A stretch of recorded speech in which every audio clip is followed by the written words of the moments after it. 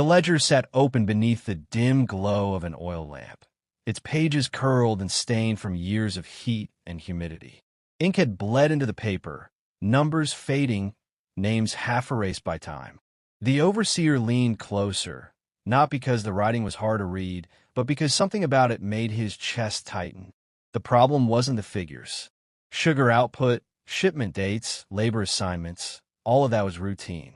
What unsettled him was a separate section tucked near the back, a column that did not officially exist, one he had been instructed to maintain quietly, without questions, without commentary. The entries stretched back years, short descriptions at first, then more detailed notes as time went on. Each line described a child. Each child shared features that could not be explained away.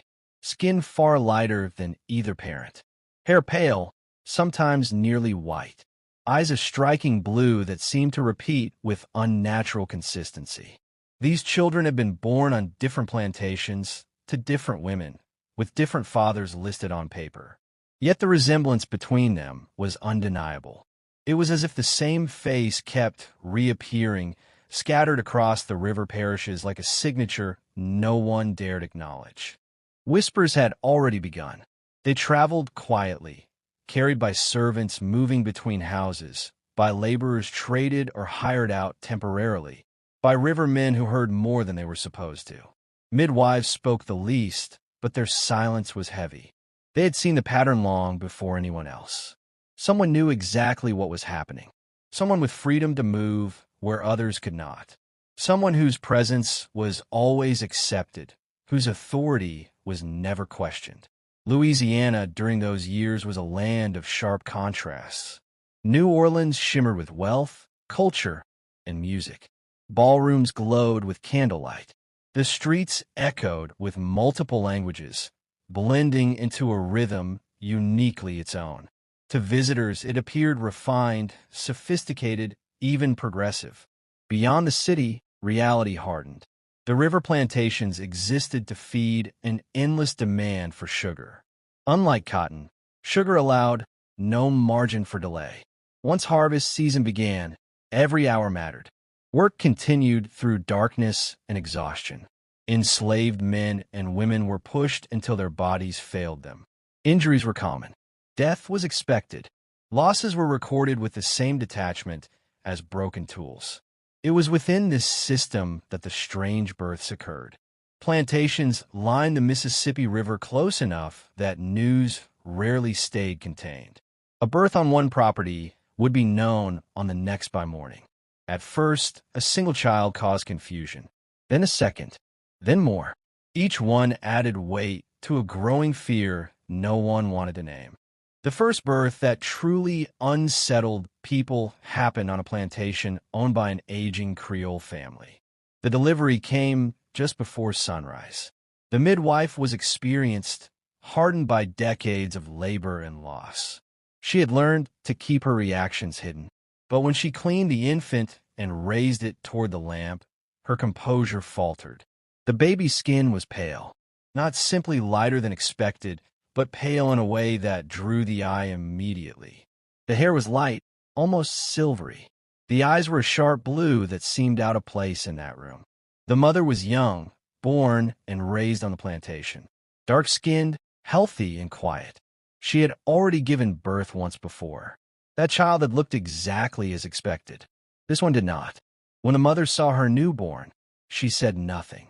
She stared at the child for a long moment, then turned her face away. The midwife asked a gentle question, one that needed no answer. None was given. The man listed as the father arrived later that day. One look was enough. He stepped back, his expression hardening. He knew the child was not his. By nightfall, the quarters were filled with murmurs. Some spoke of curses. Others whispered about distant ancestry. A few understood something far darker and chose silence instead. The overseer recorded the birth carefully. He followed his instructions. The father of record remained unchanged. No investigation was opened. No explanation demanded. Then the same thing happened again. Miles downriver, on another plantation, a child was born with the same unsettling features. Different mother, different father on paper. The resemblance was impossible to ignore. The overseer began keeping notes separate from official records. At first, he told himself it was only for clarity, to track anomalies, to understand what was happening. But as the list grew longer, he realized he was documenting something no one intended to confront. Dates began to matter. Locations, assignments, movements of people between plantations. Patterns formed where none should have existed. He noticed that each mother had spent time working in or near the main house. Temporary assignments, cleaning duties after social gatherings, night work that placed them away from the quarters and closer to those who held power. More children followed. Each birth strained relationships within the enslaved community. Men walked away, unable to accept what they saw. Women were left to raise children who marked them as different, children whose very appearance carried an unspoken accusation. Rumors spread beyond the quarters. Plantation owners heard them and reacted with irritation and denial. Any suggestion that something was wrong implied loss of control. That idea was intolerable.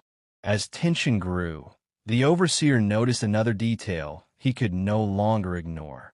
A name that appeared again and again at the edges of his notes.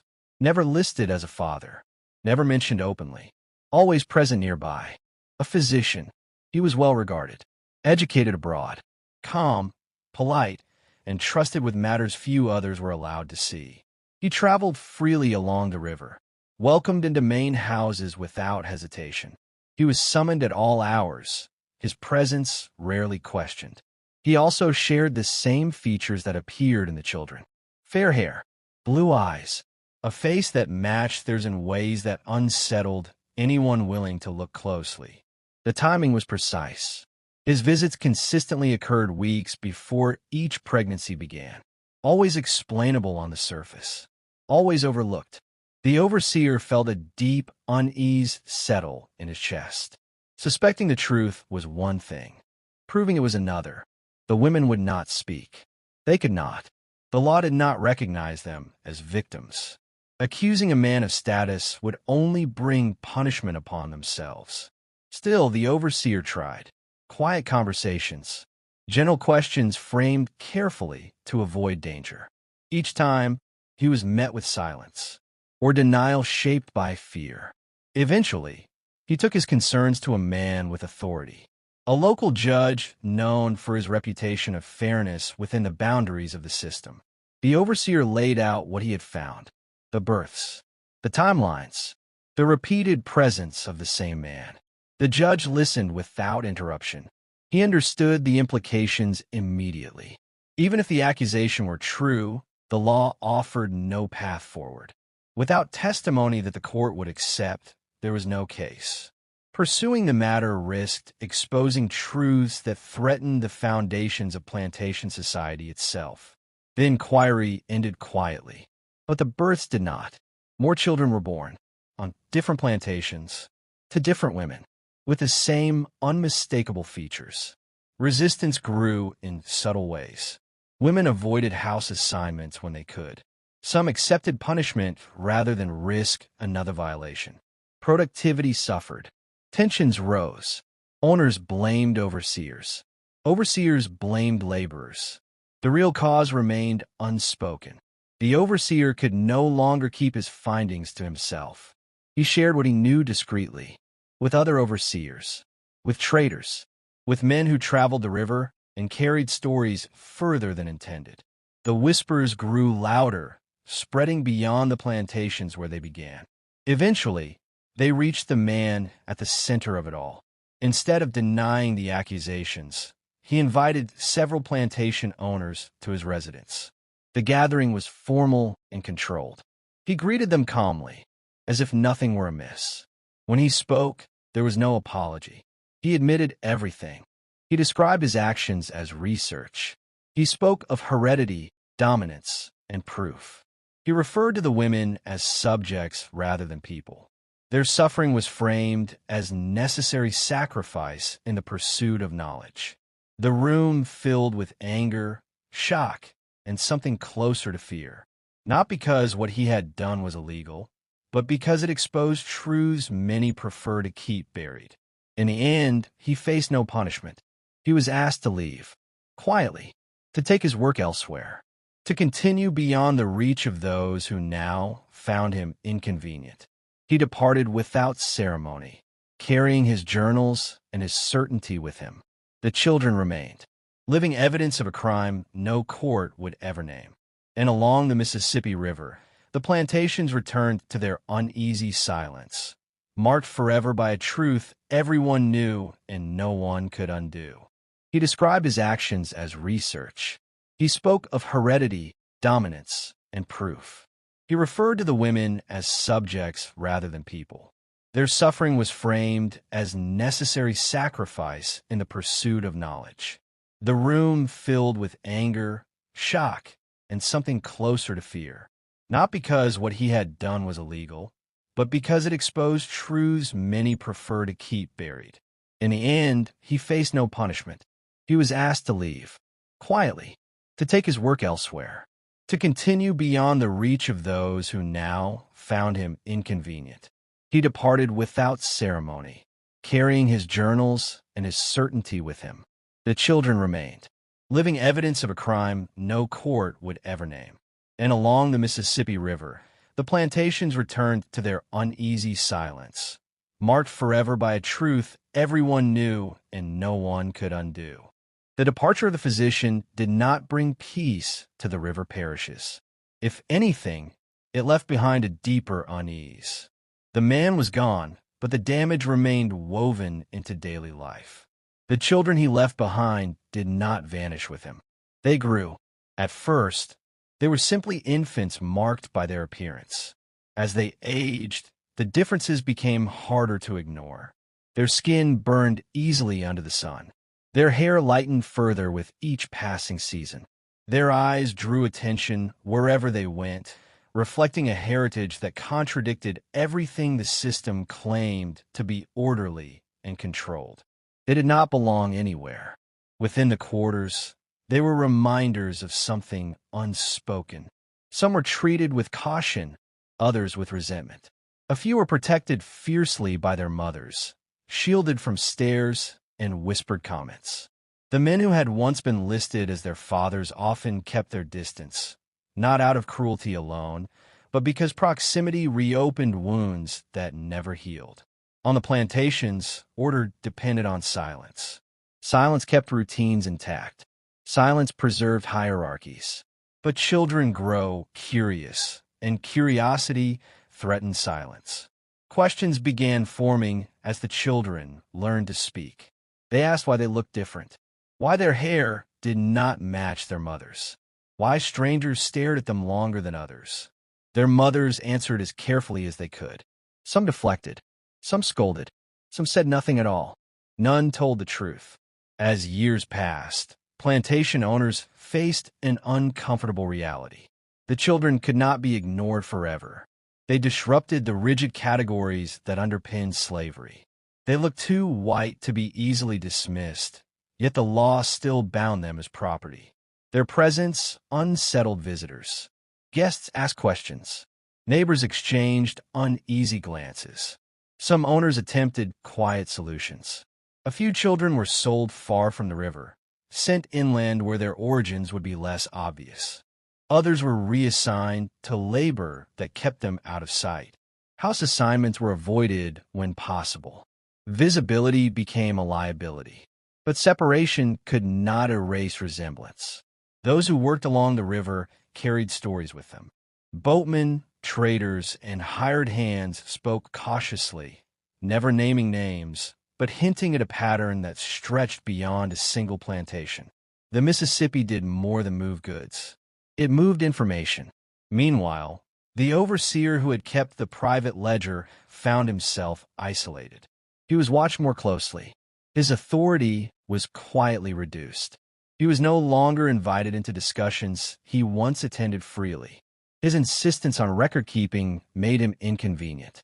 Eventually, he was dismissed. No reason was given publicly. He was told his services were no longer required. He left the plantation with his belongings and one final decision to make. He could destroy his notes and walk away, or he could keep them. He kept them. Years later, those notes would resurface in fragments, not as a complete account, but as scattered references in estate papers, personal letters, and marginal comments in legal documents. Enough to suggest something had once been known, even if it was no longer openly acknowledged.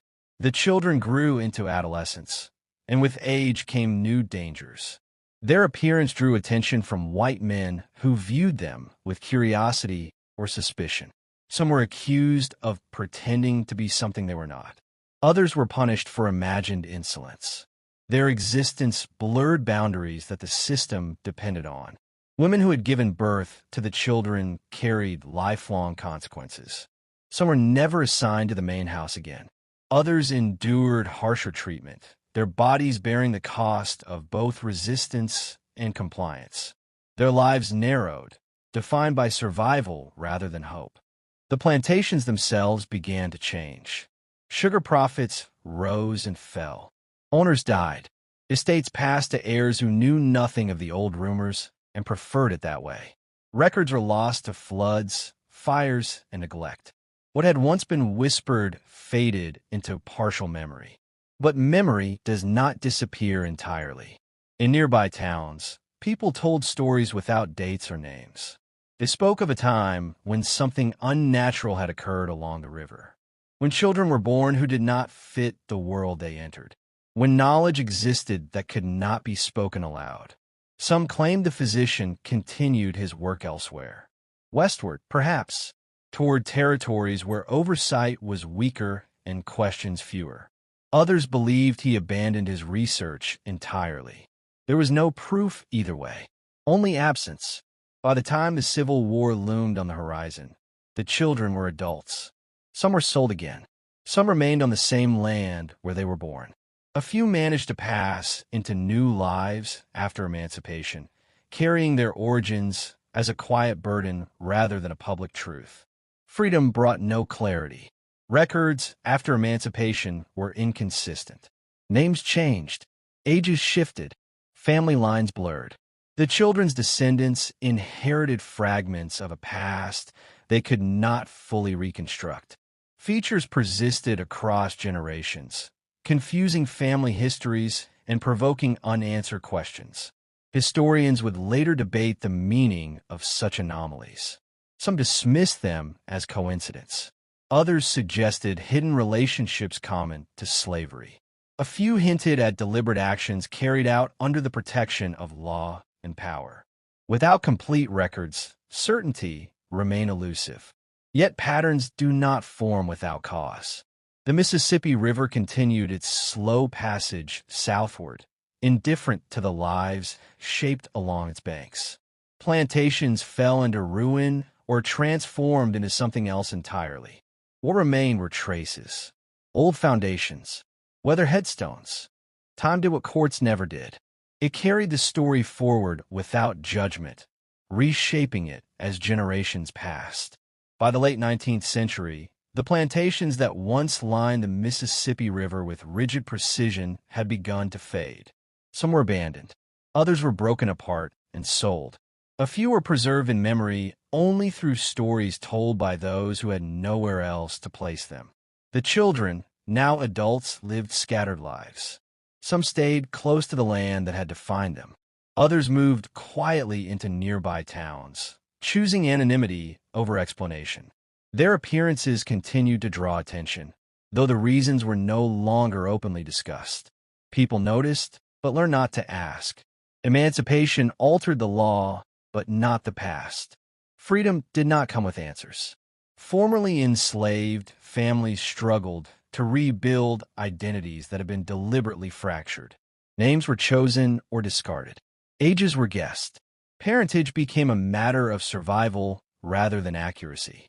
For those born under the shadow of the old secret, the truth became even harder to trace. In census records, inconsistencies appeared. Individuals listed as white in one decade were marked differently in another. Entire families seemed to shift categories without explanation.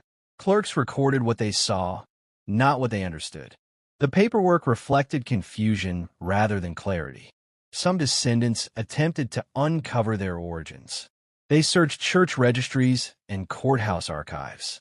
They followed rumors passed down through generations. Each path led to partial answers and missing pages.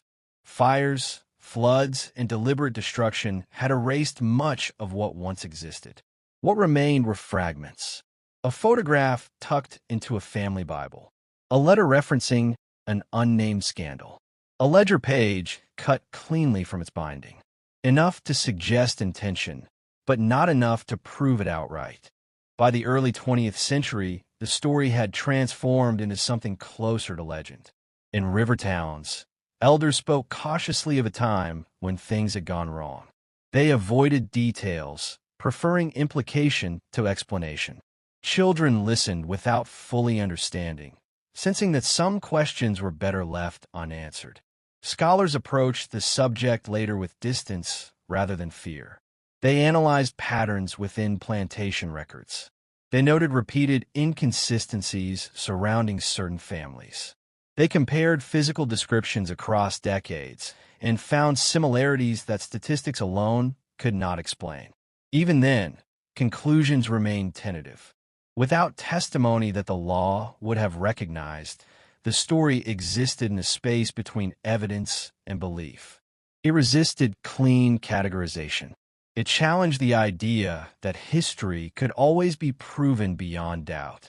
The physician's name appeared occasionally in academic footnotes, stripped of accusation. His movements westward were documented. His correspondence suggested continued interest in heredity, though nothing matched the scale of what had occurred along the Mississippi. Whether he abandoned his practices or simply adapted them remained unknown. What could not be denied was impact. Families carried emotional weight without knowing its source. Physical traits persisted without explanation. The past surfaced unexpectedly, forcing descendants to confront questions their ancestors had been denied the right to ask. The land itself seemed to remember. Old plantation houses stood in quiet decay, their walls holding stories no guidebook mentioned. Tourists walked through restored rooms, hearing polished narratives that avoided discomfort. Outside, the river flowed as it always had, indifferent to what it had witnessed. Occasionally, a document surfaced that reignited interest. A rediscovered journal entry. A marginal note in an estate inventory. Each discovery sparked debate, speculation, and renewed silence. Institutions hesitated to draw conclusions that implicated respected figures or challenged long-held narratives. History favors comfort. The truth, when it is inconvenient, often survives only through those who feel its consequences rather than those who record it. In this case, it lived on through faces, families, and unanswered questions passed down quietly through time. The children were never officially acknowledged. They were never counted as victims. Their existence was absorbed into broader histories of exploitation and abuse, losing specificity but not significance. Yet their presence altered the story of the region in subtle ways. They exposed the fragility of systems built on absolute control. They revealed how easily power could hide behind legality. They demonstrated that silence, while effective in the moment, fails over generations. The Mississippi River continues to move south, carrying commerce, memory, and erasure in equal measure. Along its banks, the past remains layered rather than buried. It waits in archives, in families, and in features that persist against explanation. What happened was never resolved. It was simply outlived. And perhaps that is how many dark truths survive. Not through trials or confessions, but through endurance.